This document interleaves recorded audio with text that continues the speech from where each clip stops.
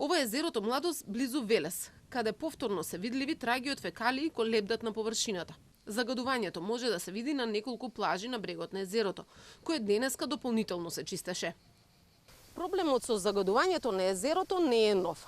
Првите знаци на загадување се појавија уште пред 3 години и оттогаш не е многу променето. И покрај тоа што постојано се чисти. И сега, ова лето, има нови наслаги од фекалии на брегот на езерото. Ова е последниот извештај на Хидробиолошкиот завод од Охрид за водата во езерото. Го нарачало јавното предпријатие Лисиче, кое е надлежно за водите во Младост. Земени биле примероци на почетокот на јуни, а анализите утврдиле дека водата е загадена од 3 и 4 степен, но дека може да се наводнува со неа. Сепак имајќи ја предвид сезонската динамика на езерскиот екосистем, особено зголемувањето на температурите во летниот период, можно е да дојде до промена на квалитетот на водата и во биолошките процеси кои се одвиваат во езерото.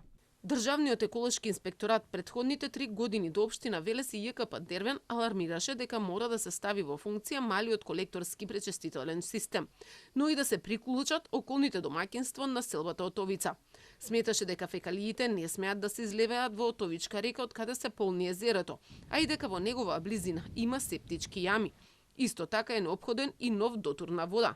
Општината прави максимум што може да прави, значи знаете дека делот од Отовичка река е чистена, дека сега со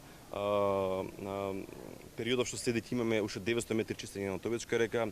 Јавното предпријатие Лисиче преку ресорното министерство и со поддршка на вода имаше чистење на крајбрежјето. Да дополнам тоа што го спомена градоначалникот во делот на цевководот кој што треба да го поврзе на хидросистемот Лисиче со езерото Младост. Се направија напори со пренамена од Министерството за животна средина и мислам дека тие неколку километри цевковод кои што недостасуваат со ребалансот средствата ќе бидат обезбедени, ќе може да се поврзат тие два системи.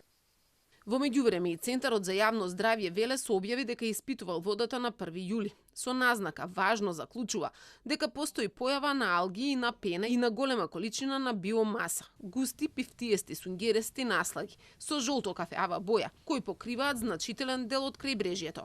Инаку, околу езерото масовно се гради во последните неколку години, а дел од парцелите каде поминува колекторскиот систем, државата ги продаде на приватни инвеститори.